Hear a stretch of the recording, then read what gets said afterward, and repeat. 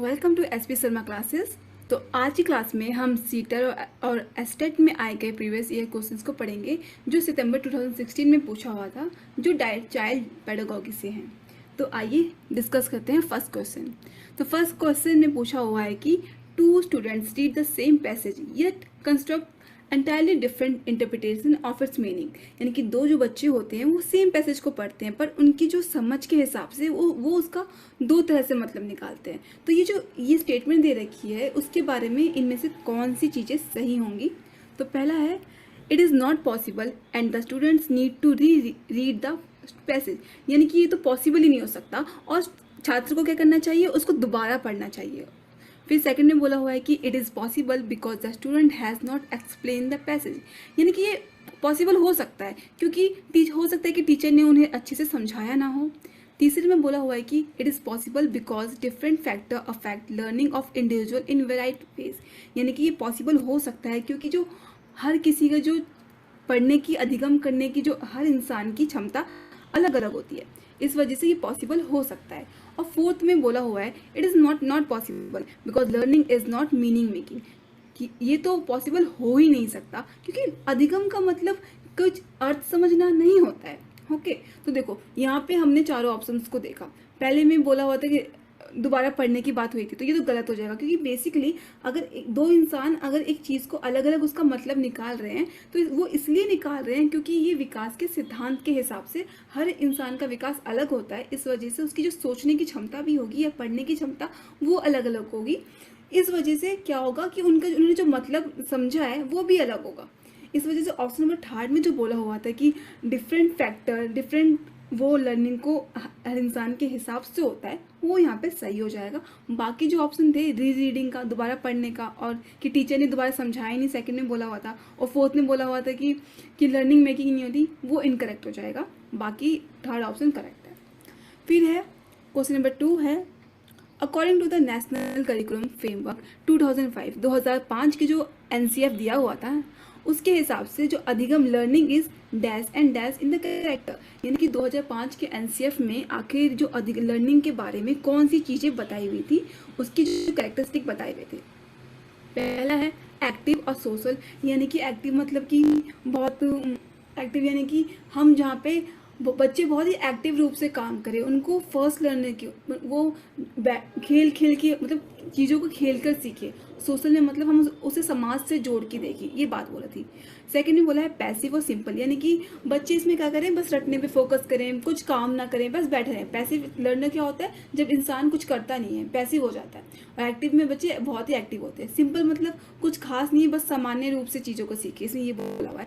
Third में बोला हुआ है कि पैसिव और सोशल। तो देखिए पैसिव और सोशल तो ठीक है, बट पैसिव यानी कि उसमें भी बच्चे कुछ नहीं करेंगे, बस बैठे हुए रहेंगे। फोर्थ में बोला है एक्टिव और सिंपल। एक्टिव तो ठीक है कि भाई बच्चे बहुत ही पार्टिसिपेशन हो रहा है बच्चों का, पर सिंपल कैसे होगा, सामान्य रूप से तो नहीं होगा ना। तो ये बेसिकली NCF में ये बोला था कि हर बच्चे को हमें खेल खेल के सिखाना चाहिए, यानी कि जितना हो सके एक्टिविटीज़ के थ्रू, और खासकर हमें उनकी जो पढ़ाई हो रही है, शिक्षा हो रही है, उसको समाज के साथ जोड़ के देखना चाहिए ताकि उनकी जो लर्निंग हो ना बहुत अच्छे से हो। ओके, तो ऑप्शन नंबर फर्स्ट जो है वो करेक्ट है कि NCF में एक्टिव और सोशल दोनों की बात हुई है। अब नेक्स्ट क्वेश्चन देख लेते हैं। नेक्स्ट क्वेश्चन में बोला हुआ है कि to enable student to think independently and become effective learners it is important for a teacher to. यानी कि अगर एक बच्चे को बहुत उनकी सोच को हमें एक स्वतंत्र रूप से सोचने लायक बनाना है, और तो हम किस तरह से बच्चों की एज ए टीचर आपका क्या रोल होगा, आप किस तरह से इसे करवाएंगे। ऑप्शन फर्स्ट में बोल रहा है offer reward for each success achieve by the student. यानी कि अब क्या बोल रहे हैं कि अब कभी भी बच्चे को किसी भी चीज़ में यूनिट टेस्ट में फर्स्ट आ जाए, फिर कुछ भी हो जाए, है ना, तो आप उसको रिवॉर्ड दे दो। तो भाई कब तक चले, मतलब कितनी देर तक आप दे सकते हो रिवॉर्ड, क्योंकि हर अच्छे काम पे तो आप रिवॉर्ड नहीं दोगे और लॉन्ग टर्म में भी काम नहीं आएगा। फिर सेकंड में बोला है कि teach student how to monitor their own learning. यानी कि बच्चों को सिखाइए कि आप किस तरह से वो लोग खुद का जो अधिगम हो रहा है उसको कैसे देख सकते हैं और उसको कैसे अच्छे से आगे लेके जा सकते हैं। तो ये थोड़ा ठीक लग रहा है। और थर्ड में बोला हुआ है कि give information in small units और चंक्स। यानी कि बच्चों को हम बस ज्ञान देंगे छोटे छोटे टुकड़ों में, छोटे छोटे चंक्स में, ऐसे बोल रहा है। फिर बोला है present information in an organise manner to make it easier to recall, यानी कि हम उनको ज्ञान को इस तरह से देंगे कि वो चीज़ों को अरेंज कर सके और जो चीज़ें हैं वो रट के ईजी टू रिकॉल, जो उन्हें याद दोहराई जा सके, रिकॉल। ओके, तो देखो फर्स्ट में रिवॉर्ड्स की बात हुई थी, तो ये तो भाई ज़्यादा दिन तक चलेगा नहीं, क्योंकि आप एक बार रिवॉर्ड दे दोगे उसको मोटिवेशन हो जाएगी, फिर आप दोबारा दोगे, हर चीज़ पे कब तक दोगे। सेकंड में जो बोला हुआ था कि वो बच्चे खुद ही मॉनिटर करेंगे चीज़ों को, तो ये करेक्ट है, क्योंकि अगर बच्चे ऐसा करते हैं तो अपनी लर्निंग को खुद ही अच्छे से इन्फ्लुएंस करेंगे, फिर अधिगम शैली को अच्छे से बढ़ावा देंगे। और थर्ड में जो इन्फॉर्मेशन की बात बोली थी, तो यहाँ पे ज्ञान देने पे फोकस नहीं होना, यहाँ पे कैसे आप बच्चों को आप सिखा सकते हो अच्छे से, ये बात हो रही है। और फोर्थ में जो बोला हुआ था कि ऑर्गेनाइज मैनर में रिकॉल, तो रिकॉलिंग तो भाई सीधी सी बात है कि कितना आप उसको रटवा रहे हो, कितना क्या कर रहे हो, तो वो तो ठीक नहीं है ना। तो इस वजह से ऑप्शन नंबर 2 जो है वो करेक्ट हो जाता है, जबकि ऑप्शन नंबर 4 जो है वो रॉन्ग है। अब क्वेश्चन नंबर 4 देख लेते हैं। इसमें बोला हुआ है कि if a teacher wants her student to acquire problem solving skills, अगर एक अध्यापिका यह चाहती है कि बच्चे अपनी प्रॉब्लम को सॉल्व करें, ऐसी स्किल्स डेवलप करें जिससे वो अपनी दिक्कतों को, परेशानियों को खुद से सॉल्व कर सके, the student should be engage in activity that involve, आप बच्चों को किस तरह से एक्टिविटीज़ में एंगेज करवाओगे, बेसिकली इसमें ये पूछा हुआ है। ओके, कि कैसे आप बच्चों को किस तरह से एंगेज करवाओगे। तो ऑप्शन नंबर फर्स्ट में है structure worksheet containing multiple choice question, यानी कि आप उनको ऐसे टेस्ट सीरीज दोगे, यहाँ पे बहुत सारे क्वेश्चंस होंगे, मल्टीपल चॉइस की बेसिकली बात हुई है। ओके, तो ये तो भाई ओके, हमको प्रॉब्लम सॉल्व करवाने की बात हो रही थी इसमें। सेकंड ने बोला है रिकॉल, मेमोराइजेशन एंड कॉम्प्रिहेंशन, यानी कि हम बच्चों को याद करवाएंगे, उनको रटवाएंगे, और कॉम्प्रिहेंशन यानी कि हम उनको जो पैसेज होते हैं उस टाइप से उनको सिखाएंगे। और थर्ड ने बोला है ड्रिल एंड प्रैक्टिस, यानी कि अभ्यास करवाएंगे, उसको बार बार चीज़ों को दोहराएंगे, ड्रिलिंग करने का बेसिकली ये बोला हुआ है। ओके, और फोर्थ ने बोला हुआ है enquiring, reasoning and decision making, यानी कि आप क्या करोगे, बच्चों को इंक्वायरी यानी कि उन्हें खुद ही प्रॉब्लम सॉल्व करने के लिए उनको प्रेरित करोगे, रीजनिंग करोगे यानी कि तर्क शक्ति बढ़ाओगे, और ताकि वो डिसीजन मेकिंग, खुद के डिसीजंस खुद ले सके, उन्हें इस तरह से उन्हें प्रेरित करोगे। तो देखिए यहाँ पे बेसिकली हमें उन्हें ऐसा बनाना है कि अपने प्रॉब्लम सॉल्व कर सके। अब प्रॉब्लम सॉल्व तो ऑप्शन नंबर 1 में जो मल्टीपल चॉइस की बात कर रहे थे उससे तो होगा नहीं, और रिकॉलिंग और रट्टा मारने से तो कभी कोई प्रॉब्लम सॉल्व होगी नहीं, और ड्रिलिंग और प्रैक्टिस, भाई प्रैक्टिस कितना कर लोगे, प्रैक्टिस से कितना आपको तर्क यानी कि रियल लाइफ में जाके कितना प्रॉब्लम सॉल्व कर सकते हो। प्रॉब्लम तो तभी सॉल्व करोगे जब खुद की तर्क शक्ति, बच्चों की तर्क शक्ति बढ़ाओगे, उनको खुद के फैसले लेने के लिए तैयार करोगे। इस वजह से ऑप्शन नंबर जो 4 है वो करेक्ट हो जाता है, जबकि बाकी जो चीज़ें हैं वो यहाँ पे ठीक नहीं होंगी। अब क्वेश्चन नंबर 5 देख लेते हैं। क्वेश्चन नंबर 5 में बोला हुआ है कि knowing the naive conceptions that student bring to the classroom, यानी कि बच्चे का जो वो जो कंसेप्शंस होते हैं छोटे बच्चों की, जो सही नहीं होते हैं, जो उनकी सोच के आधार पे अमूर्त नहीं, काल्पनिक रूप से जो कॉन्सेप्ट्स होते हैं कि बादल हमारे साथ चलते हैं, इस टाइप के जो कॉन्सेप्ट होते हैं, या फिर गुड़िया उनके जिंदा हैं, इस टाइप के जो कॉन्सेप्ट होते हैं, नेव कॉन्सेप्ट, जो भ्रांतियाँ होती हैं उनकी, वो एज अ टीचर आप क्लासरूम में आपके लिए क्या दिक्कत खड़ी कर सकते हैं, ये बेसिकली पूछ रहा है। ठीक है, तो ये पहला बोला है कि pull down the teachers morale since it is increase his work, यानी कि बच्चों का इससे क्या होगा ना, अगर इस चीज़ से एज अ टीचर आपका जो खुद का मोरल है वो कम हो जाएगा, क्योंकि आपका जो काम है वो बढ़ जाएगा। तो बेसिकली रॉन्ग हो जाएगा, क्योंकि देखो एज अ टीचर आपका काम तो ज़्यादा होना ही है, तो आप अपने काम से कभी बच नहीं सकते, तो ये ऑप्शन रॉन्ग हो जाएगा। सेकंड में बोला है कि does not serve any purpose of the teacher, यानी कि इससे टीचर को फर्क नहीं पड़ना चाहिए। फिर थर्ड में बोला हुआ है कि help the teacher to plan teaching more meaningful, यानी कि अगर इन सब चीज़ों की जानने के बाद एक टीचर को क्या मदद मिलती है कि वो अपने खुद की जो प्लानिंग लेसन्स कर रहे हैं ना उसको अच्छी तरह से समझा सके। और जो फोर्थ में बोला हुआ है कि hampers the teachers planning and learning, यानी कि ये जो टीचर्स लेसन प्लान्स बनाते हैं, अधिगम करवाते हैं बच्चों को, यानी कि सिखाते हैं, उनमें बच्चों के लिए एक रुकावट की तरह आती है, इस वजह से ये एक प्रॉब्लम बच्चों टीचर्स के लिए क्रिएट हो जाती है। तो बेसिकली यहाँ पे फर्स्ट ऑप्शन तो ऐसे गलत हो जाएगा, क्योंकि मोरल तो भाई कोई बात नहीं होती है। सेकंड में तो बोला था कि इससे टीचर को मतलब ही नहीं होना चाहिए, तो ये भाई कैसे सही हो सकता है, अगर आप बच्चों की भ्रांतियों को दूर नहीं करोगे तो वो तो उनके अंदर समाहित हो जाएंगी ना, इस वजह से ऑप्शन नंबर सेकंड भी गलत है। थर्ड में जो बोला हुआ था कि टीचर को मदद करता है लेसन प्लान सही बनाने में और ताकि अच्छे से समझ सके, तो ये करेक्ट हो जाएगा, क्योंकि अगर हमें ये पता होगा कि बच्चों की क्या गलत फहमियाँ हैं तो हम ये जान सकेंगे कि हमें उनकी जो भ्रांतियाँ हैं उनको कैसे दूर करना है, और हम उसी के हिसाब से अपना लेसन प्लान बनाएंगे। और इससे क्या होगा कि हमारी जो टीचिंग है ना वो बहुत ही अर्थपूर्ण तरीके से होगी। इस वजह से ऑप्शन नंबर थर्ड जो है वो करेक्ट हो जाता है। और बाकी जो फोर्थ में रुकावट की बात की गई थी, तो देखिए भाई रुकावट तो हर टीचर की उसमें आनी ही है। आपका एज ए टीचर आपका काम बनता है कि आप किस तरह से लेसन प्लान बनाते हैं और बच्चों को कैसे पढ़ाते हैं बेसिकली। इस वजह से ऑप्शन नंबर थर्ड जो है वो करेक्ट हो जाएगा और बाकी ऑप्शन रॉन्ग हो जाएंगे। आप क्वेश्चन नंबर 6 देख लेते हैं। क्वेश्चन नंबर 6 में पूछा हुआ है कि which of the following factors affect learning, यानी कि इनमें से कौन से फैक्टर ऐसे तथ्य हैं जो अधिगम को प्रभावित करते हैं। यानी कि जब बच्चा पढ़ता है तो ऐसे कौन सी चीज़ें हैं जो एक एज अ टीचर, यानी कि आप कह सकते हैं कि जब बच्चा पढ़ता है तो वो कौन सी चीज़ें ऐसे मतलब शिक्षार्थी को अफेक्ट करेगा। पहला है मोटिवेशन ऑफ द लर्नर, यानी कि अगर बच्चों को प्रेरित ना किया जाए तो वो अफेक्ट होंगे, यानी कि उनमें उनके अधिगम पे प्रभाव पड़ेगा। सेकंड ने बोला है कि मैच्योरेशन ऑफ द लर्नर, यानी कि बच्चों में जो उनकी जो परिपक्वता है ये भी एक महत्वपूर्ण पक्ष है। थर्ड ने बोला हुआ है कि टीचिंग स्ट्रेटजीज, यानी कि आप किस तरह से एज अ टीचर कौन कौन से आपकी स्ट्रेटजीज आप अपना रहे हैं, ठीक है। और फोर्थ ने बोला है physical and emotional health care of the learner, यानी कि एक बच्चे का शारीरिक और भावनात्मक हेल्थ यानी कि स्वास्थ्य सही होना चाहिए। तो देखिए मोटिवेशन तो बहुत ज़रूरी है लर्नर में, क्योंकि अगर बच्चे पढ़ने के लिए प्रेरित ही नहीं होंगे तो पढ़ेंगे नहीं, उनको हौसला नहीं मिलेगा, बार बार कैसे पढ़ेंगे, क्योंकि मोटिवेशन तो बहुत अच्छा एक बल प्रेरक होता है। और सेकंड परिपक्वता भी होनी चाहिए, क्योंकि अगर परिपक्वता होती है तो बच्चे अच्छे से चीज़ों को समझेंगे। और जो थर्ड ने बोला टीचिंग स्ट्रेटेजी, अगर आप एज अ टीचर अच्छी स्ट्रेटेजीज नहीं लेके आएंगे तो बच्चे समझ ही नहीं पाएंगे, एग्जाम्पल्स नहीं देंगे, उदाहरण नहीं देंगे तो कैसे समझेंगे। बाहर से समाज से नहीं जोड़ेंगे, उनके खुद से नहीं जोड़ेंगे तो कैसे समझ सकते हैं। और फोर्थ में जो बोला हुआ है कि physical and emotional health of the learner, अगर उसकी स्वास्थ्य ही ठीक नहीं होगा, अगर उसको बुखार हो रखा है या फिर उसके घर में उसके कुछ प्रॉब्लम चल रही है, फैमिली मेम्बर्स में हो सकता है ना, इमोशनल वे में भावनात्मक रूप से उसकी तबीयत ठीक नहीं है इस तरह से, तो वो पढ़ ही नहीं सकता, लर्निंग कर ही नहीं सकता। इस वजह से ये सारे ही फैक्टर जो हैं लर्निंग को यानी कि अधिगम को प्रभावित करते हैं। इस वजह से ऑप्शन नंबर ए जो है वो बिल्कुल करेक्ट हो जाता है, which is A B C and D. Okay, अब क्वेश्चन नंबर 6 7 देख लेते हैं।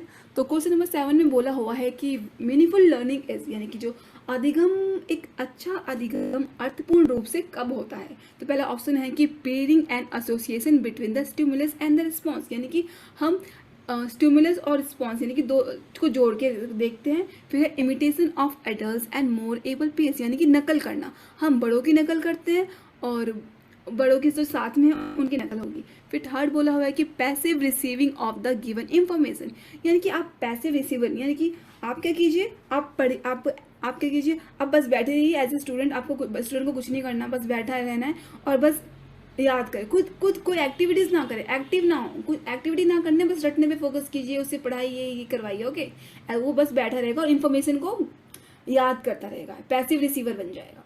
और फिर फोर्थ में बोला हुआ है कि active creation of knowledge structure of the knowledge structures from personal experience. आप क्या कीजिए, स्टूडेंट को क्या करना है, आपको एक्टिव लर्नर क्रिएट कीजिए, यानी कि उसको खुद ही मॉडल्स बनवाने के लिए चार्ट बनवाने के लिए दीजिए। आप उसे बाहर जाके क्या कर सकते हैं, आप उससे रिपोर्ट बनवाने के फील्ड वर्क दे सकते हैं कि आप रिपोर्ट बना के लेके आइए, इस तरह से। ओके, और क्या करें कि खुद जाके एक्सपीरियंस करें चीज़ें और वहाँ पे जाके अपने ज्ञान को खुद ही बनाएं। ओके, तो और इस तरह से उसकी लर्निंग हो। ऑप्शन नंबर 1 में जो बोला हुआ था कि उसका तो कोई रोल ही नहीं है। सेकंड में नकल की बात करी थी कि बड़ों की नकल करो। थर्ड में बोला था कि कुछ नहीं करना, आपको बस बैठे रहिए, पैसिव रिसीवर, बस ज्ञान को जो टीचर पढ़ा रहे हैं उसको रट्टा मारिए, पैसिव रिसीवर बन जाइए, ये कीजिए। ओके, और इस हिसाब से तो भाई फोर्थ हमको बिल्कुल करेक्ट लग रहा है, क्योंकि इसमें तो बच्चों को एक्टिव क्रिएशन की बात हो रही है और खुद की नॉलेज खुद ही वो बना रहे हैं, खुद के पर्सनल एक्सपीरियंस से। इस वजह से ऑप्शन नंबर 4 जो है वो बिल्कुल करेक्ट हो जाता है, which is active creation of knowledge structures from personal experience, यानी कि खुद की नॉलेज से, अनुभव से। अब तो ऑप्शन नंबर 4 यहाँ पे सही हो जाएगा। क्वेश्चन नंबर 8 ने पूछा हुआ है कि which of the following is not one of the primary task of a teacher for effective student learning, यानी कि एज अ टीचर एक टीचर का कौन सा पहला टास्क नहीं होना चाहिए। इसमें नहीं की बात हो रखी है, नॉट को मैंने हाईलाइट कर रखा है। तो आप बेसिकली क्वेश्चन पेपर में हम लोग नॉट नहीं देखते हैं और सीधा हम जो पॉजिटिव आंसर्स हैं, सही आंसर्स है, उसको करेक्ट कर देते हैं, तो नॉट पे ध्यान रखिएगा।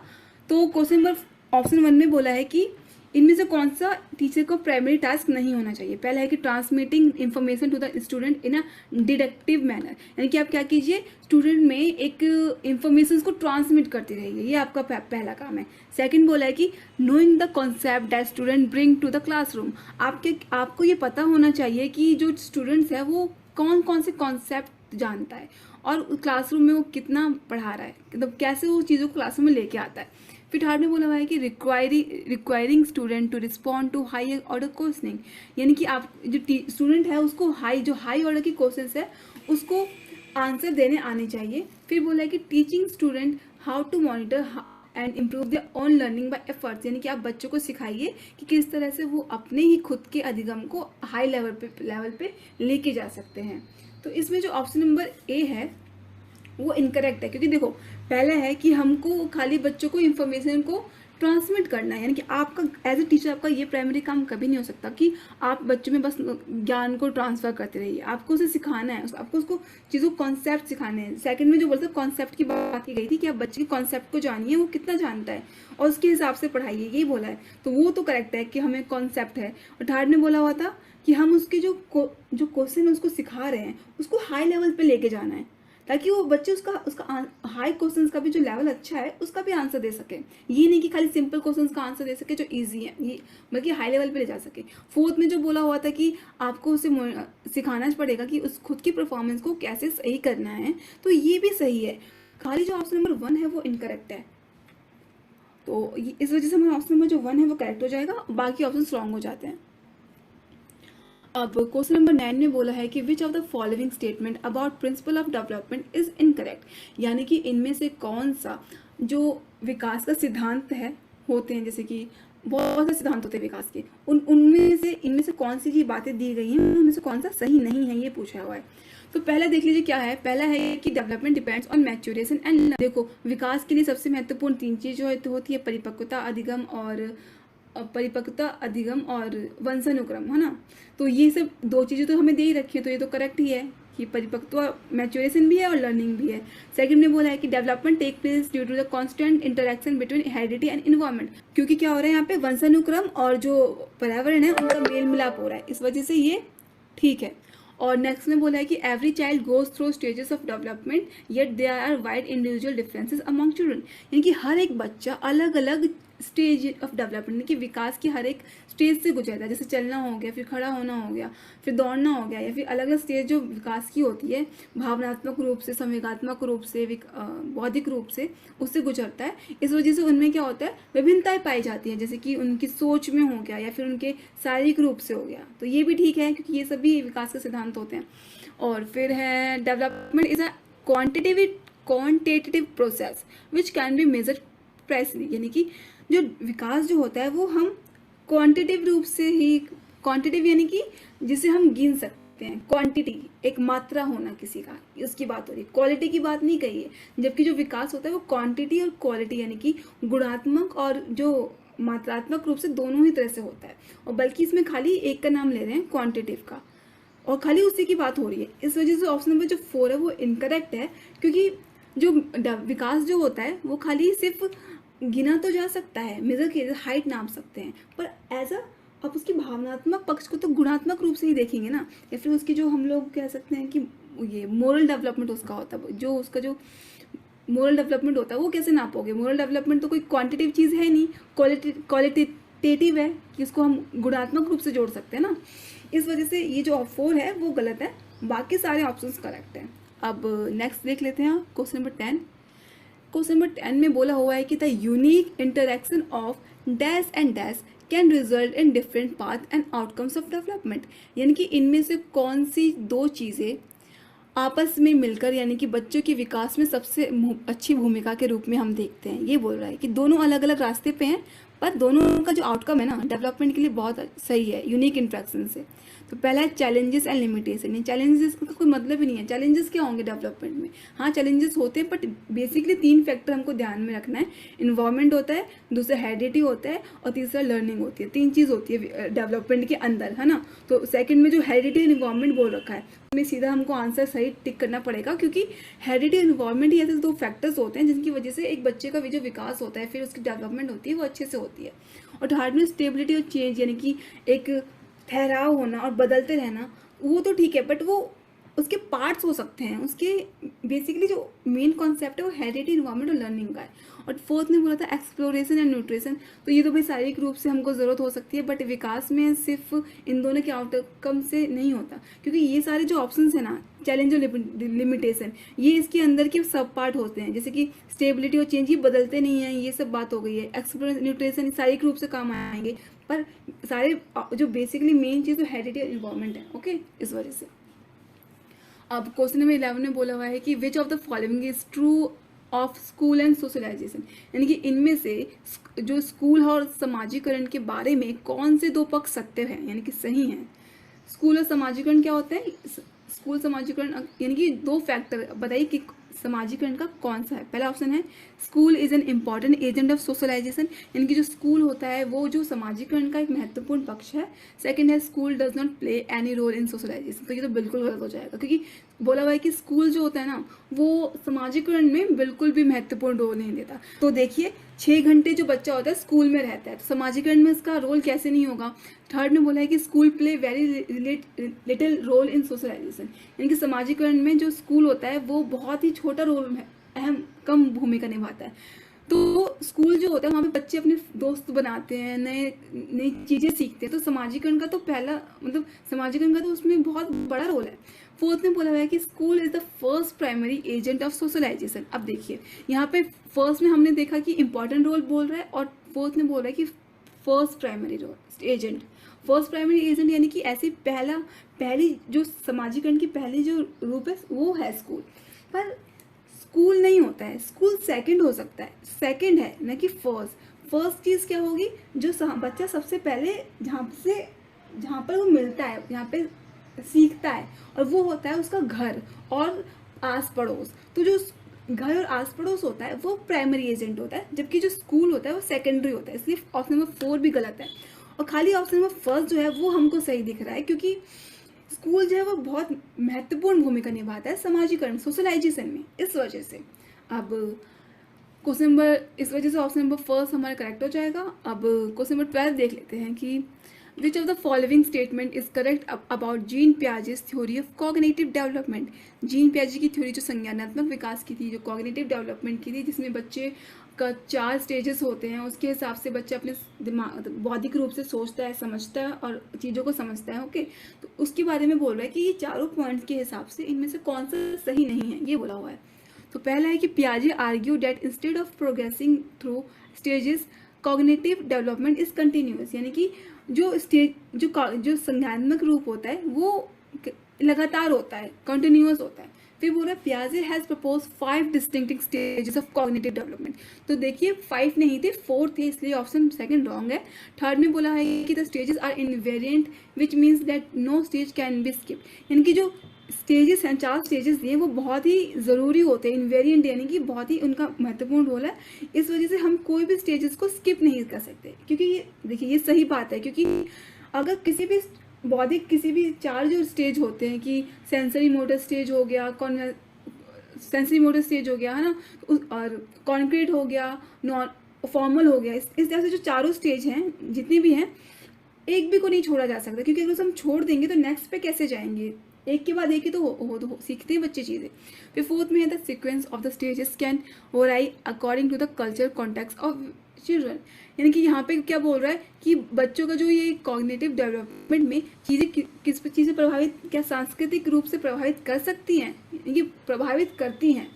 तो देखिए सांस्कृतिक रूप से प्रभावित नहीं करती है, क्योंकि बौद्धिक क्षमता की बात हो रही है, और बौद्धिक क्षमता की जब बात हो रही है कॉग्निटिव डेवलपमेंट में, तो वो वाइगॉस्की की भाषा के उसमें आता है कि संस्कृति बदलती है। पर जीन पियाजे ने कहा था कि जो बच्चा होता है अपने ही बौद्धिक रूप से चीज़ों को समझता है, तो इसमें संस्कृति का कोई रोल नहीं है, क्योंकि हर हर कंट्री में, हर जो हमारे देश में स्टेट है, बिहार, पंजाब, जहाँ भी है, सब बच्चे अपने अपने हिसाब से सीखेंगे, क्योंकि उनका कल्चर का रोल नहीं होता है।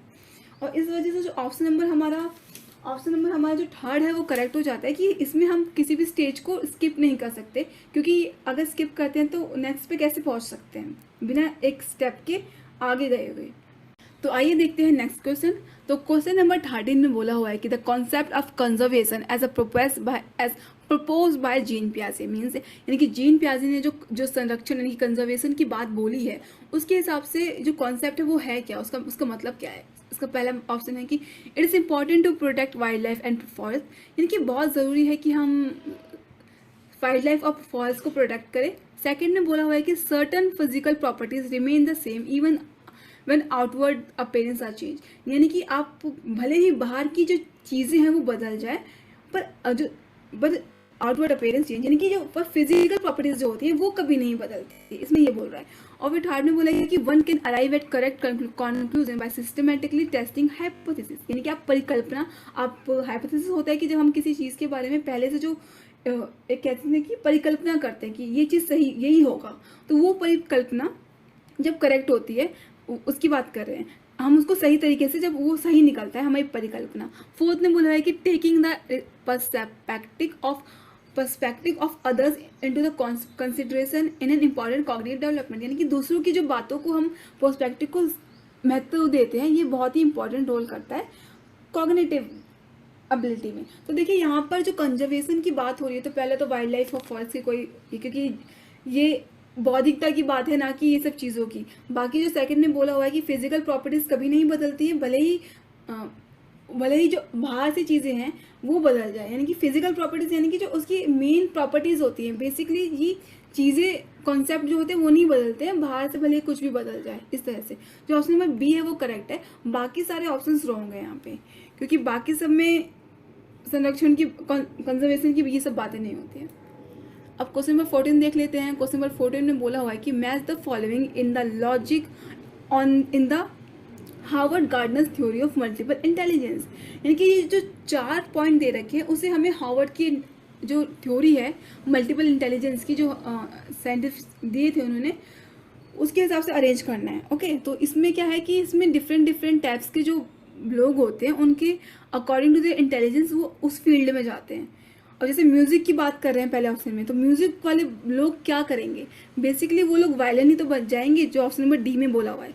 तो ऑप्शन नंबर डी यहाँ पे हमारा ए का हो जाएगा। लिंग्विस्टिक वाले लोग क्या करेंगे, यानी कि भाषा की बात हो रही है। अब भाषा के लोग थेरेपिस्ट तो हो नहीं सकते हैं, खाली एथलीट तो वो होगा जो मतलब जो जिसकी बॉडी किनेस्टिक जो अप्रोच होती है, उनकी जो इंटेलिजेंस होती है वो हो गए। इंटरपर्सनल कौन हो गए, जो इंटरपर्सनल वो हो गए जो लोगों के बीच में कन्वर्सेशन अच्छे से कर सके, जैसे थेरेपिस्ट हो गया। स्पाशियल नॉलेज क्या होगी, यानी कि ऐसी नॉलेज जो आगे तक दूर सके सोच सके। ठीक है, तो इसमें जो ऑप्शन हमारा ऑप्शन नंबर थर्ड है वो सही हो जाएगा, क्योंकि देखो पहले का क्या था, म्यूजिक चला जाएगा वायलिन के साथ, लिंग्विस्टिक जाएगा पोएट के साथ, जो भाषा की बात है, क्योंकि कवि क्या होते हैं वो भाषा पे उनकी कमांड होती है। और जो इंटरपर्सनल है वो थेरेपिस्ट के पास चला जाएगा जो पॉइंट, क्योंकि थेरेपिस्ट क्या करते हैं, लोगों की बातों को अच्छे से समझते हैं, उनकी बातों को सुनते हैं। फिर है स्पाशियल इंटेलिजेंस, तो वो स्कल्पचर के पास जाएगा। ओके, जो चीज़ों को मूर्तिकार जो बनाते हैं अच्छे से, उनकी बात हो रही है। तो ऑप्शन नंबर थर्ड है करेक्ट है। अब क्वेश्चन नंबर 15 देख लेते हैं। अकॉर्डिंग टू लेव वाइगॉस्की, यानी कि वाइगॉस्की जो जिन्होंने भाषा का सिद्धांत दिया था, उन्होंने क्या बोला है, उन्होंने बोला है कि interaction with adult and pair does not influence language development, यानी कि जब दो बड़े लोग आपस में बात करते हैं तो उससे भाषा की विकास में कोई असर नहीं पड़ता। सेकंड में बोला हुआ है कि language development changes the nature of human thoughts, यानी कि लैंग्वेज डेवलपमेंट से लोगों का नेचर ऑफ थॉट बदल जाता है, जो बच्चे लोग समझ रहे होते हैं वो बदल जाता है। फिर बोल रहे हैं कि culture plays a very important small role in language development, यानी कि जो कल्चर होगा ना, वो जो कल्चर जो होता है, जो संस्कृति होती है, वो भाषा के विकास में बहुत छोटा रोल करती है। और जो फोर्थ में बोला है कि children learn language through a language एक्वाइजिशन device, बच्चे क्या करते हैं, भाषा सीखते हैं, भाषा का अर्जन करते हैं एक एक्वाइजिशन डिवाइस के थ्रू। तो ये तो गलत हो जाएगा, है ना, फोर्थ भी गलत हो जाएगा और थर्ड भी गलत हो जाएगा, क्योंकि देखो संस्कृति में, हमारी संस्कृति में भाषा का बहुत ही महत्वपूर्ण रोल होता है। हाँ, तो इस वजह से क्या होता है कि एक जो संस्कृति की, क्योंकि अगर हमारे जो समाज में जो चीज़ें होंगी उसी के हिसाब से तो हम लोग अपनी भाषा एक्वायर, अगर हम लोग गुजरात में रहते तो गुजराती सीखते हैं, हिंदी प्रदेश में रहते तो हिंदी सीखते हैं, अगर विदेश में रहते होते तो वहाँ पे अंग्रेजी या फिर कहीं इंग्लिश हमारी लैंग्वेज होती है, फिर डिफरेंट कंट्री के हिसाब से वो लैंग्वेज हमारी होती है। इस वजह से जो हमारा ऑप्शन नंबर बी है वो करेक्ट हो जाता है कि जो वाइगोत्स्की ने क्या कहा कि जो मानव का कि language development changes the nature of human thought, यानी कि जो भाषा जो होती है वो इंसान की जो थॉट होते हैं, विचारों होते हैं, उनको बदलते हैं, क्योंकि वो दोनों ही एक दूसरे से पर डिपेंड करते हैं। भाषा पर आपकी डेवलप होती है, उसके बाद आपकी जो विचार होंगे वो दोनों ही मतलब इंटरलिंक करके वो लोग काम करते हैं इस तरह से। तो ऑप्शन नंबर सेकंड करेक्ट हो जाता है, बाकी ऑप्शन रॉन्ग है। क्वेश्चन नंबर 16 में पूछा हुआ है कि Lawrence Kohlberg's theory of moral reasoning has been criticised on several count, यानी कि जो लॉरेंस कॉल्बर्ग्स ने नैतिकता का सिद्धांत दिया है बेसिकली मॉरल डेवलपमेंट का, तो उनकी जो थ्योरी है ना बहुत बार क्रिटिसाइज की जाती है। विच of the following statement is correct in the context of this criticism, यानी कि जो उनकी जो ये जो इनके ऊपर इनको जो क्रिटिसाइज किया जाता है उस स्टेटमेंट के बारे में इनमें से कौन सी चीज़ें करेक्ट है। तो पहला है कि Kohlberg has not given typical responses to each stage of moral reasoning. उन्होंने क्या किया, उन्होंने रिस्पॉन्सेज नहीं दी, उन्होंने जो 3 स्टेजेस बताई थी उसमें उन्होंने हर पे रिस्पॉन्स नहीं दिए, not given typical responses. Okay, तो सेकंड ने बोला कि एप्लीकेटेड पियाजे method of arriving at this theoretical framework, तो ये भी गलत है क्योंकि पियाजे की थ्योरी में उन्होंने भले ही मतलब थॉट्स लिए थे पर वो उनकी जो मोरल डेवलपमेंट की थ्योरी बिल्कुल अलग है। थर्ड ने बोला कि Kohlberg theory does not focus on children responses, Kohlberg की थ्योरी क्या करती है कि चिल्ड्रन के जो रिस्पॉन्स होते हैं उस पर फोकस नहीं करते, तो ये भी गलत है। फिर बोला है Kohlberg has based his study primary on male sample, तो इसमें ना फर्स्ट ऑप्शन भी गलत है हमारा, बेसिकली सेकंड भी और थर्ड भी, क्योंकि जो कॉल्बर्ग की थ्योरी थी उन्होंने क्या किया था, उन्होंने बेसिकली खाली जो मेल्स हैं, मेल जो आदमी जो उनके ऊपर सैंपल टेस्टिंग करी है, फीमेल्स पे नहीं करी, इस वजह से उनको बहुत ही क्रिटिसाइज किया जाता है इस चीज़ को लेके। इसलिए ऑप्शन नंबर 4 जो है वो करेक्ट हो जाता है, बाकी ऑप्शन रॉन्ग है। अब क्वेश्चन नंबर 17 देख लेते हैं। क्वेश्चन नंबर 17 में पूछा हुआ है कि which of the following highlight assessment for learning, यानी कि इनमें से कौन सा जो हम अधिगम के लिए आकलन यानी कि असेसमेंट फॉर लर्निंग होता है उसको उस चीज़ को हाईलाइट करता है। तो पहला पूछा हुआ है कि the teacher access conceptual understanding of the student beside focusing on the purpose of thinking, यानी कि टीचर क्या करे, बच्चों की जो कॉन्सेप्ट है ना उसको समझने में बहुत भूमिका निभाए, बजाय कि उसकी जो सोच है वो नहीं, बल्कि अब उसका कॉन्सेप्ट क्लियर करवाए उसका। फिर है सेकेंड है the teacher assesses the student by comparing their responses to standard response, यानी कि जो एक स्टैंडर्ड सेट किया जाता है कि हाई लेवल वाला स्टैंडर्ड, उसके हिसाब से कंपेयर टीचर करेगी। देखो हर बच्चे का क्षेत्र अलग होता है, उसकी समझ अलग होती है, उसकी इंडिविजुअल पर्सनैलिटी अलग होती है। आप एक स्टैंडर्ड सेट कर दोगे तो गलत हो जाएगा कि एक ही स्टैंडर्ड पे चले आ रहे हो आप लोग एक हाई स्टैंडर्ड पे, तो वो तो गलत है। थर्ड ने बोला कि teacher axes the student based on the information given in the text book.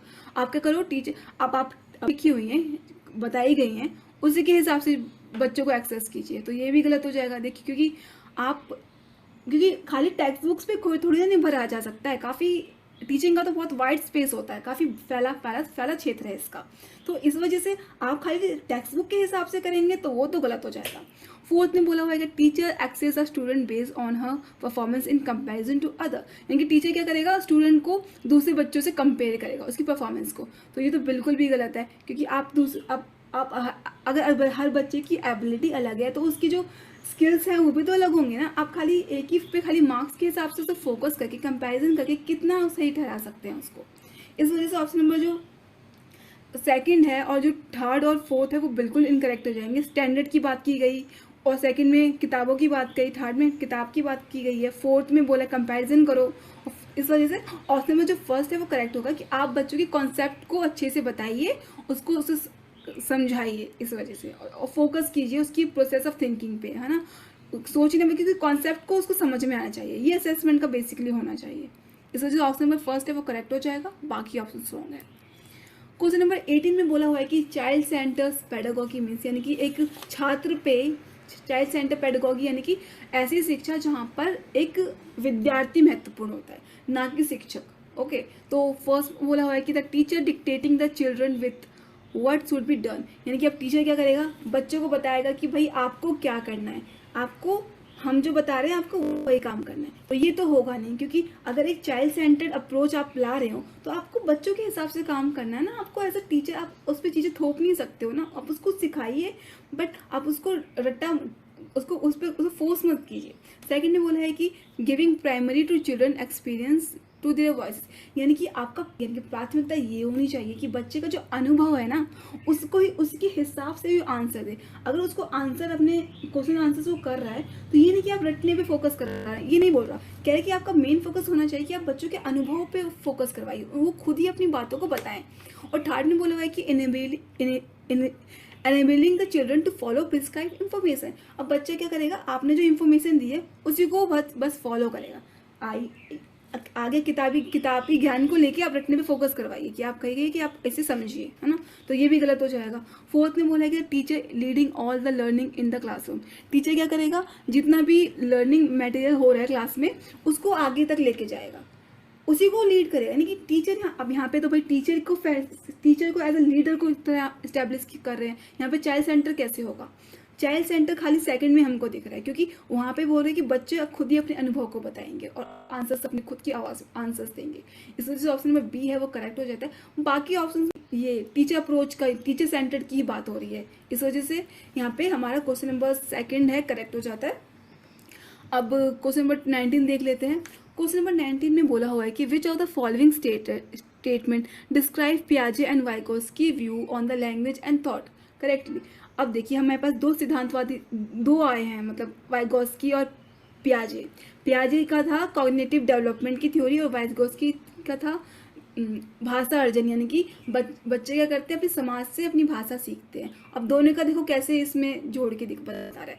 पियाजे ने क्या कहा था, पियाजे कहते थे कि जो बच्चा जो होता है अपने उसके पहले थॉट्स डेवलप होते हैं और उसी के बाद उसकी जो भाषा है वो होती है उस हिसाब से। पियाजे बल्कि कहते थे कि जो वो अपनी समझ पहले बच्चा अपनी समझ भाषा उसकी जो मतलब दोनों ही इंटरलिंक हो जाते हैं एज ए थर्ड एज पे हो जाते हैं ऑलमोस्ट। तो ये बोला था उन्होंने कि पहले बच्चे तो स्वतंत्र रूप से इस तरह से फिर उनका दोनों आपस में मिलकर काम करने लगते हैं, ये बोला है।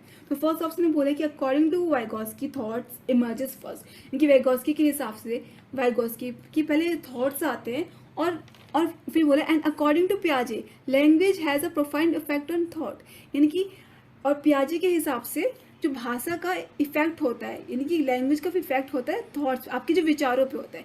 सेकंड ने बोला है कि अकॉर्डिंग टू पियाजे थॉट्स इमर्जेस फर्स्ट, अब पियाजे क्या बोलते हैं पहले आपके विचार आते हैं और वाइगोस्की के हिसाब से language has profound effect on thought, यानी कि पहले तो थोड़ा कंफ्यूजन हो रहा है इसमें पर देख लेते हैं ठीक से। फिर थर्ड में बोला है कि both view thoughts is emerging from children language, यानी कि दोनों ही का थॉट बच्चे के लैंग्वेज के हिसाब से होगा। फोर्थ में बोला है कि both view language as emerging from child thought, यानी कि जो बच्चों का विकास, तो बेसिकली थर्ड और फोर्थ यहाँ पे रॉन्ग ही हो जाएंगे बेसिकली, है ना, क्योंकि इसमें ऐसा कुछ बात नहीं हो रही है। बाकी जब फर्स्ट और सेकेंड में बोला हुआ है कि फर्स्ट और सेकेंड में जो बोला हुआ है कि जो सेकंड में बोला हुआ है कि जो पियाजे के हिसाब से पहले थॉट आते हैं और उसके हिसाब और वाइगोस्की के हिसाब से भाषा का इफेक्ट होता है थॉट पे, यानी कि दोनों मिलकर काम करते हैं, है ना। तो ये ऑप्शन करेक्ट हो जाएगा, क्योंकि यहाँ पे वाइगोस्की ने देखो क्या बोला था, वाइगोस्की ने बोला था कि जो बच्चे का जो भाषा और थॉट्स है ना वो आपस में मिलकर काम करेंगे, इंटरडिपेंडेंट हो जाएंगे। और पियाजे ने बोला था कि जो बच्चों की डेवलपमेंट में थॉट्स सबसे पहले आते हैं, इस वजह से ऑप्शन नंबर बी जो करेक्ट हो जाता है। और बस अब क्वेश्चन नंबर 20 देख लेते हैं। क्वेश्चन नंबर 20 में बोला हुआ है कि watching her grand daughter arguing with her father for going on a school trip, यानी कि एक जो ग्रैंड डॉटर यानी कि उसकी दादी जो है अगर अपनी पोती को देखती हैं कि उसकी जो पोती है वो अपने पिता से बहस कर रही है कि स्कूल ट्रिप पे जाने के लिए, तो ग्रैंड मदर से यानी कि जो उसकी ग्रैंड मदर रहती है वो कहती है कि why can't you be obedient like a good girl, तुम एक सभ्य लड़की की तरह अच्छे से बात क्यों नहीं कर सकती। वो will marry you if you behave like a boy, अगर तुम लड़कों की तरह बिहेव करोगे तो तुम शादी कौन करेगा, ये बेसिकली ये बोल रहा है। तो this statement reflect which of the following यानी ये जो बात है स्टेटमेंट है वो क्या बता रहा है। पहला है जेंडर कंसिस्टेंसी, तो जेंडर कंसिस्टेंसी तो नहीं होगा, क्योंकि जेंडर कंसिस्टेंसी बेसिकली तो उसमें तो ये होता है कि आप ये जानना होता है कि मतलब बच्चे समझते हैं कि लड़का लड़की में क्या फ़र्क होता है बेसिकली जो चाइल्डहुड में, ठीक है। और फिर gender stereotypes about attitude of a girls and boys, यानी कि एक जो लड़का और लड़की में जो स्टीरियोटाइप चला आ रहा है कि लड़कों को कैसे बिहेव करना चाहिए, लड़कियों को कैसा बिहेव करना चाहिए, बिहेवियर वाइज, एटीट्यूड वाइज, जो बेसिकली जो समाज में हमारी जो एक परंपरागत रूप से जो चीज़ें चली आ रही है उसकी बात हो रही है। थर्ड में बोला है कि improper gender identification of the girl, यानी कि एक जेंडर आइडेंटिफिकेशन यहाँ पे गलत हो रहा है। फिर फोर्थ में बोला difficulty face by families and child training, यानी कि यहाँ पे क्या हो रहा है, जो फैमिली है बच्चों को जो बड़ा कर रही है उसमें डिफिकल्टी फेस कर रही है, ये बोला हुआ है। तो बेसिकली जेंडर स्टीरियोटाइपिंग का यहाँ पे आंसर है, क्योंकि यहाँ पे जो रूढ़िबद्धता चली आ रही है, स्टीरियोटाइप मतलब रूढ़िबद्धता, जो बातें होती है परंपरा, उसमें जो बातें कही जाती हैं, बिहेवियर जो हम एक कॉन्सेप्ट बना लेते हैं कि दोनों को किस तरह से हम लोग देखते हैं, उसी की बात हो रही है कि बिहेवियर की बात हो रही है बेसिकली, कि आपको ऐसे बिहेव नहीं करना इस तरह से, इस वजह से। तो ऑप्शन नंबर सेकंड जो है वो करेक्ट हो जाएगा, बाकी ऑप्शन रॉन्ग है।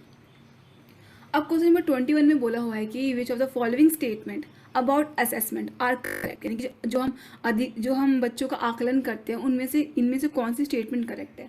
तो पहला जो बोल रहा है वो है assessment should help student see their strength and gaps and help the teacher to fine tune for teaching accordingly, यानी कि अगर हम किसी बच्चे का आकलन यानी कि असेसमेंट करते हैं, उससे क्या होगा, टीचर जो होगी वही जान पाएगी कि बच्चों की जो मतलब स्ट्रेंथ है उसकी, उसमें क्या कमियां हैं उसको देख पाएगी, और उससे वो उसी के अकॉर्डिंगली उसको पढ़ाएगी। तो ये तो करेक्ट है।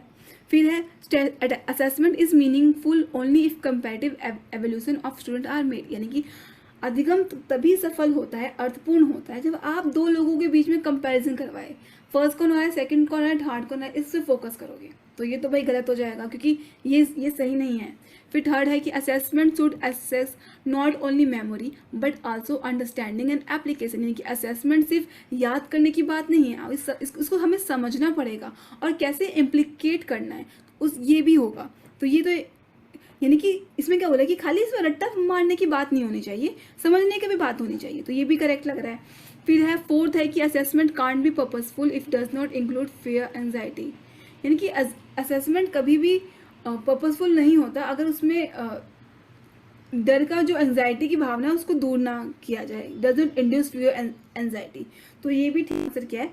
तो इसका आंसर बेसिकली इसका आंसर है option number fourth which is A and C, क्योंकि बेसिकली हमें ऐसी चीज़ें असेसमेंट से हमें बच्चों की स्ट्रेंथ पे फोकस करना है, उसकी अंडरस्टैंडिंग पे फोकस करना है, इम्प्लीकेशन पे फोकस करना है, इस वजह से। और सबसे करेक्ट आंसर इस वजह से हमारा हो जाएगा option number fourth which is A and C. तो क्वेश्चन नंबर 22 में पूछा हुआ है कि according to the right to education act 2009, यानी कि 2009 के हिसाब, राइट टू एजुकेशन एक्ट के हिसाब से, यानी कि हर बच्चों को शिक्षा का अधिकार है। Children with special need should study, यानी कि जो बच्चे स्पेशल नीड के होते हैं, जिनको ज़रूरत होती है ना, उसकी बात हो रही है। At school with their parents and care giver providing necessary support, यानी कि उनको घर पे ही रहना चाहिए और केयर गिवर प्रोवाइड करें और उनको नेसेसरी सपोर्ट की बात करें। तो ये तो गलत होगा कि भाई, क्योंकि आपको उन्हें एजुकेशन में लेके आना है, आप उसको घर पे कैसे एक केयर गिवर करें। सेकेंड में है कि in special schools created exclusively for them, यानी कि उनको स्पेशल स्कूल्स में डालेंगे जो उनके लिए बनाए गए हैं। तो ये तो गलत हो जाएगा क्योंकि आपको उनको समावेश इंक्लूसिव एजुकेशन में डालना है। फिर है in inclusive education setup with provision to cater to their individual need, यानी कि आप उनको ऐसे इंक्लूसिव एजुकेशन का पार्ट, समावेशी शिक्षा का पार्ट होता है, उसमें लेके आएंगे और उसमें जो हर बच्चे के हिसाब से जो उनकी नीड है, उनको क्या ज़रूरत है, उसके हिसाब से आप क्या करेंगे, आप उनको चीज़ें प्रोवाइड करवाएंगे, या प्रोविज़न के इस प्रोविज़न में ये बोला गया। फिर फोर्थ है कि इन vocational training centre which would prepare them for life skills, यानी कि आप उनको वोकेशनल ट्रेनिंग सेंटर में डालेंगे और ताकि वो लोग अपनी फ्यूचर के जो लाइफ स्किल्स हैं उससे सीख सकें। तो देखिए, लाइफ स्किल्स सीखने की जो, देखो एक तो फर्स्ट तो हमें इनकरेक्ट है, सेकेंड भी इनकरेक्ट है, क्योंकि हमको उनके लिए स्पेशल स्कूल्स हमें नहीं क्रिएट करने हैं, हमको उनको सबके साथ पढ़ाना है और उनके नीड के हिसाब से पढ़ाना है। तो स्पेशल स्कूल तो गलत है। थर्ड और फोर्थ में देखिए, फोर्थ में बोला है कि आप उनको वोकेशनल ट्रेनिंग दीजिए। तो देखिए, एक जो बच्चे होते हैं स्पेशल नीड्स के, आप उनको उनकी स्पेशल स्किल्स आपको पता है जरूर, आपको नहीं पता होता कि आप उनकी स्किल्स कहाँ तक जा सकती है। ये हो सकता है कि वो किसी क्षेत्र में अच्छा कर, पोइट्री में अच्छा कर सकते हैं, और ये कहते हैं कि एजुकेशन फील्ड में अच्छा कर सकते हैं, साइंस फील्ड में अच्छा कर सकते हैं। तो आप खाली उनको फ्यूचर के लिए तैयार नहीं कर सकते, आप उनको बल्कि आप सबको समाहित करके समावेशी शिक्षा का में डालकर, जो थर्ड ऑप्शन में बोला हुआ है कि आप उनको इंक्लूसिव एजुकेशन में डालिए, ताकि वो भी लोग भी सामान्य बच्चों के साथ पढ़कर और उनकी जो ज़रूरत, जैसे कि अगर कोई ब्लाइंड है तो आप उनको, ब्लाइंड है बच्चा, उसको प्रॉब्लमेटिक है, देखने में प्रॉब्लम है, आप उनको फैसिलिटी प्रोवाइड कीजिए और साथ में बच्चों को पढ़ाइए ताकि वो भी जो उसका बनना है वो बन सके। इस वजह से ऑप्शन नंबर थर्ड जाते हैं। और क्वेश्चन नंबर 23 में बोला हुआ है कि an effective teacher in a classroom where student come from diverse background would, यानी कि एक इफेक्टिव, यानी कि एक इम्पॉर्टेंट एंड इफेक्टिव टीचर, एक जो अच्छी टीचर है क्लासरूम में क्या करेगी, अगर जो बच्चे उस क्लास में आए हैं ना वो डिफरेंट बैकग्राउंड से आए हैं, यानी कि विभिन्न क्षेत्र से। अब वो क्षेत्र कौन सा हो सकता है, वो धार्मिक क्षेत्र भी हो सकता है, या फिर वो सामाजिक रूप से जो आर्थिक रूप होता है जो वो भी हो सकता है ना। तो देखते हैं, पहले बोले कि push student from deprived background to work hard so that they can match up their with their peers. आप कहिए कि उन बच्चों को बोलिए कि आप क्या कीजिए, आप बहुत मेहनत कीजिए ताकि जो आपके साथ में बच्चे हैं ना वो जो हाई लेवल पे पढ़ रहे हैं ऑलरेडी, आप उनके साथ मैचअप कीजिए। तो ये तो गलत हो जाएगा, क्योंकि आपको तो उनके साथ लेके आना है ना, आपको तो उनके साथ लेके आना है। फिर सेकंड में बोला हुआ है कि focus on their cultural knowledge to address individual difference among the group, यानी कि आप क्या कीजिए, उनके सांस्कृतिक और उनकी जो इंडिविजुअल डिफरेंसेस है उस पर फोकस कीजिए ग्रुप पे और उनको बताइए। फिर है ignore cultural knowledge and treat all his student in a uniform manner. आप क्या कीजिए, आप उनकी जो कल्चरल नॉलेज है उसको अलग कीजिए, मतलब डिफरेंट कीजिए और उनको सबको सेम तरीके से पढ़ाइए। फिर बोला है कि create group of student with these form from the same economic background put together. आप ऐसा कीजिए कि आप उनके जो अलग अलग ग्रुप है ना, आप उनको डिफरेंट तरीके से पढ़ाइए, उनका ग्रुप बना दीजिए और उनको एक ही ग्रुप में डाल दीजिए जो एक बैकग्राउंड हो। तो ये भी रॉन्ग हो जाएगा।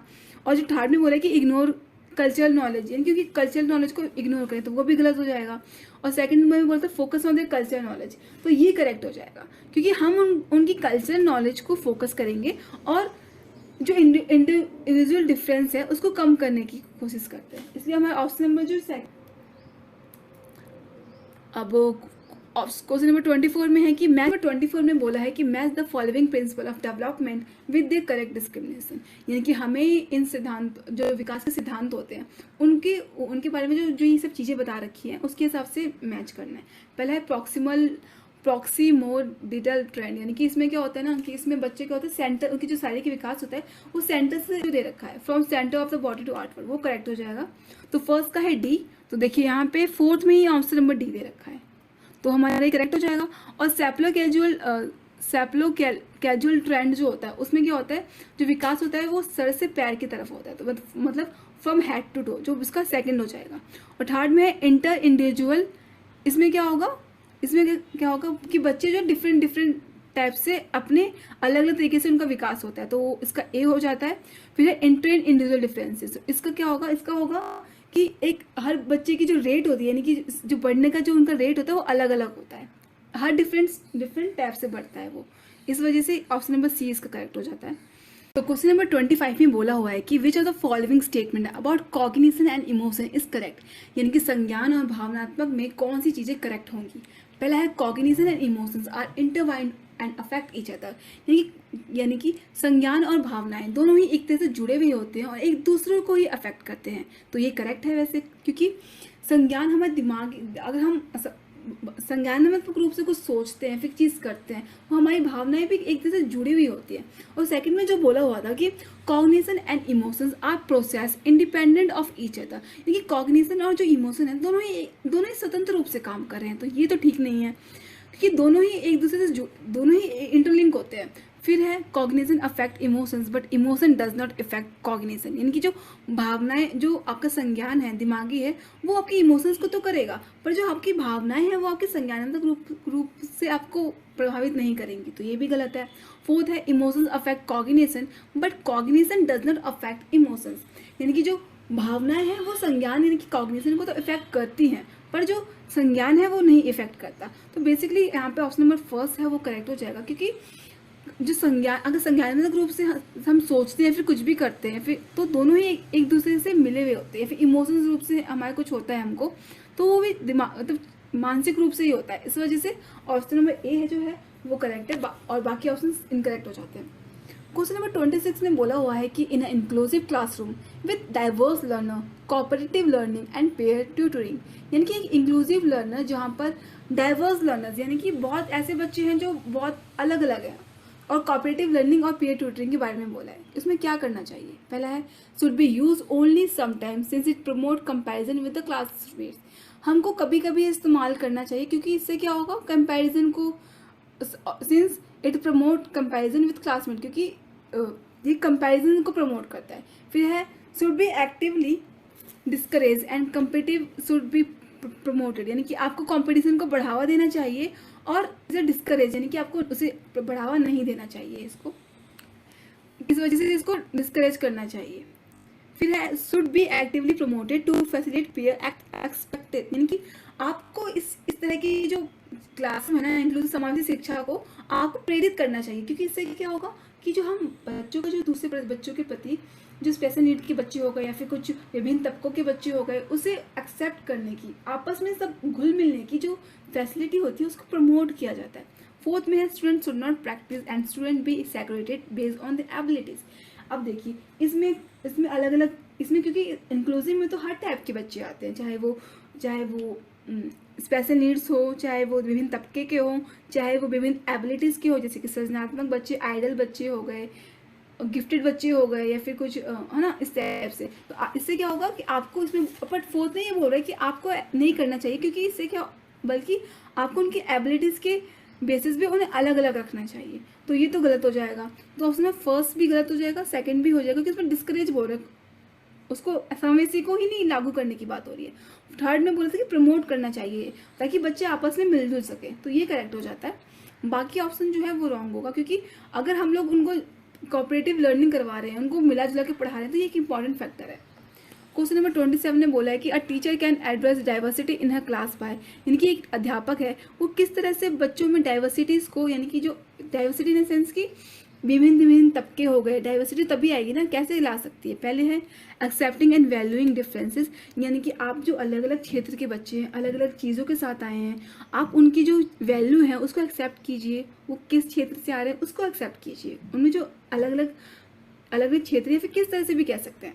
फिर है using social culture background of children, ऐसा पैड होगा कि किसी सोच, यानी कि जो उनकी, जैसे मान लीजिए कोई बच्चा उड़ीसा से आता है, तो आप ये बता सकते हैं कि क्या कि उड़ीसा में कि डांस फॉर्म कौन से होते हैं, या फिर अगर कोई बच्चा पंजाब से है तो आप ये भी बता सकते हैं कि उनकी भाषा कैसी होती है। इस तरह से आप कैसे जोड़ के पढ़ा सकते हैं।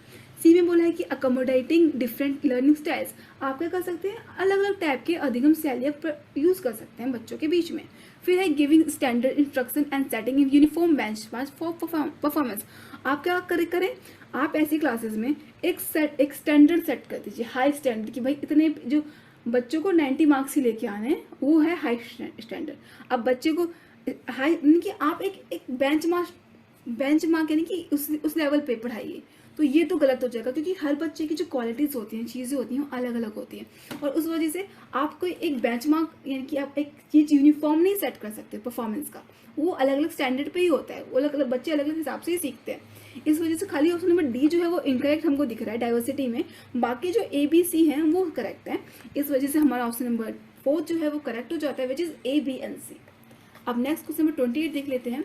A teacher ask her class to cover sharp edges of furniture with the cotton and use touch and feel notice board and e books, यानी कि एक टीचर क्या कहता है कि आप बच्चों से कहता है कि क्या करता है, सॉरी, वो ये करता है कि जो डेस्क क्लास में रखे होते हैं, जब क्लासरूम में आप जाते हैं तो डेस्क को देखते हैं, तो उसके जो कॉर्नर के जो एज होते हैं जहाँ से बच्चे गुजरते हैं, उसको आप कॉटन से कवर कर दीजिए, ऐसा बोला गया, ताकि और क्या क्या कहा गया कि and use touch and feel notice board and books, यानी कि आप ऐसी किताबें लेके आ रहे हो जो छू कर फील करके पढ़ाई जा सके। द नीड ऑफ द, यानी कि अब बोला कि स्पेशल लर्नर की कौन सी ऐसी नीड, ऐसा कौन सा बच्चा होगा जो इस तरह की केयर की उसको ज़रूरत है। पहला है विजुअली इम्पेयर्ड बच्चा, लर्नर अधिगम छात्र, दूसरा है हेयरिंग इम्पेयर्ड लर्नर, यानी कि जिसे सुनने में दिक्कत है।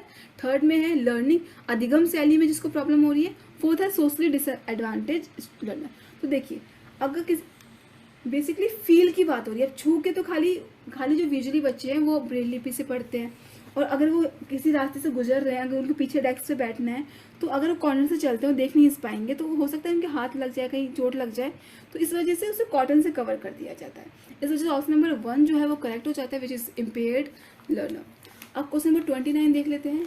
क्वेश्चन नंबर 29 में बोला हुआ है कि gifted children are best cater to by educational programmes that, यानी कि जो गिफ्टेड, अब देखिए गिफ्टेड स्टूडेंट वो बच्चे होते हैं जो नॉर्मल बच्चों के बाद जो हमारे क्रिएटिव स्टूडेंट्स आते हैं, उसके बाद जो हाई लेवल आता है ना 120 IQ वाला, वो बच्चे गिफ्टेड होते हैं, जो बहुत ही मतलब अच्छा करते हैं अपनी फील्ड में, ऐसे बच्चे होते हैं। तो वो बोला कि उनको बच्चों को कैसे हमें प्रोग्राम में पढ़ाना चाहिए, ये बोल रहा है। पहला है कि make use of gifts and reward to motivate them to performance according to minimum standard of learning. अब मिनिमम स्टैंडर्ड लर्निंग की सामान्य जो स्तर है, सबसे नीचे लेवल, उसके हिसाब से आप उसका क्या कीजिए, रिवॉर्ड दीजिए, उसको गिफ्ट दीजिए, ताकि वो मोटिवेट होता रहे परफॉर्म करने के लिए। तो ये तो होगा नहीं, क्योंकि हमको उसको बहुत हाई लेवल पे पढ़ाना पड़ेगा। सेकंड है emphasise mastery of knowledge by recall. अब यहाँ पर रिकॉलिंग की बात हो रही है, यानी कि दोबारा स्मरण शक्ति की बात हो रही है, तो ये तो बिल्कुल भी नहीं होगा, आप खाली रिकॉल नहीं करवा सकते हो। थर्ड है stimulate their thinking and give them opportunity to engage in divergent thinking. अब तो डाइवर्जेंट की बात हो रही है, डाइवर्जेंट यानी कि ऐसी थिंकिंग जहाँ पे बच्चे अपनी सोच को बहुत ही फैलाकर सोचते हैं और अपनी प्रॉब्लम को सॉल्व करते हैं। अब ये तो हमें बिल्कुल सही दिख रहा है। वैसे नेक्स्ट भी ऑप्शन देख लेते हैं। Control their aggressive behaviour. आप ऐसे बच्चों का बिहेवियर को कंट्रोल कीजिए, क्योंकि बहुत ही एग्रेसिव होते हैं, तो ये तो गलत है, क्योंकि ये बच्चे इतने एग्रेसिव नहीं होते हैं, तो ये तो ऑप्शन ऐसे रॉन्ग हो जाएगा। खाली ऑप्शन नंबर जो थर्ड है कि हम उनकी थिंकिंग को डाइवर्स करेंगे, उनकी जो थिंकिंग को ऐसे, जो उनकी डाइवर्स थिंकिंग है उसको अपॉर्चुनिटीज देंगे ताकि वो और अच्छे से समझ सके। तो ऑप्शन नंबर थर्ड है वो करेक्ट हो जाता है, बाकी ऑप्शन है वो रॉन्ग हो जाएंगे। अब क्वेश्चन नंबर 20 में बोला हुआ है कि which of the following statement about student failure in schools are correct, यानी कि इनमें से कौन सा स्टेटमेंट जो है वो स्टूडेंट के फेलियर के लिए करेक्ट है। पहला है student belonging to certain caste and communities fail since they don't have ability. तो ये तो हमको वैसे ही गलत दिख रहा है, क्योंकि आप किसी को कास्ट की बेसिस पे नहीं कह सकते कि बच्चा फेल हो रहा है। सेकंड में बोला हुआ है कि student fail in the school because appropriate rewards are not offer for learning. ये भी गलत है, क्योंकि आप खाली ये नहीं कह सकते कि बच्चों को रिवॉर्ड नहीं मिल रहा है तो वो सीख नहीं रहा है, तो ये गलत हो जाता है। फिर है student fail because teaching is not done in a manner in a which it is meaningful to them, यानी कि अगर अध्यापिका ही ढंग से बच्चों को नहीं पढ़ाएगी, टीचिंग नहीं करेगी, तो बच्चे कैसे सीखेंगे। अगर आप वो क्लास ही में नहीं आ रही है, बच्चों को ढंग से, उसको खुद की नॉलेज इसकी इतनी अच्छी नहीं है, तो कैसे बच्चों को पढ़ा सकती है। तो ये ऑप्शन करेक्ट है, क्योंकि ये बच्चों की फेलियर के लिए सबसे इंपॉर्टेंट रोल अदा करता है, क्योंकि बहुत सारे स्कूलों में तो टीचर्स ही नहीं होते। डी में बोला है कि student fail because school system does not cater to individual child needs and interest. ये भी ठीक है, क्योंकि बच्चे अलग अलग होते हैं, और स्कूल में क्या होता है, सबको नॉर्मल वे में पढ़ाया जा रहा होता है। अगर बच्चे को पढ़ने में दिक्कत है तो आपको उसको फैसिलिटेट करना चाहिए ना, पर ऐसा नहीं होता है। आप उनको सबको इंडिविजुअल को सेम तरीके से पढ़ा रहे हो, उनके इंटरेस्ट से नहीं पढ़ा रहे हो। तो इस वजह से ऑप्शन नंबर डी भी जो है वो करेक्ट हो जाता है, क्योंकि ये तो जो सी और डी, जो सॉरी मैंने CC लिख रखा है, पर दोनों ही C और D जो रीजन होते हैं वो एक फेलियर के लिए बच्चों के डिपेंड करते हैं। इस वजह से हमारा ऑप्शन नंबर जो फर्स्ट है वो करेक्ट हो जाएगा, which is C and D, because ये दोनों ही फैक्टर्स बच्चों की फेलियर्स के लिए डिपेंड करते हैं। और तो बेसिकली आज की क्लास के लिए हम बस इतने ही क्वेश्चंस करेंगे। नेक्स्ट क्लास में हम कुछ और प्रीवियस ईयर क्वेश्चंस लेके आएंगे, ताकि पेडागॉजी के, ताकि आपको समझने में हेल्प हो सके। तो आज की क्लास के लिए बस इतना ही।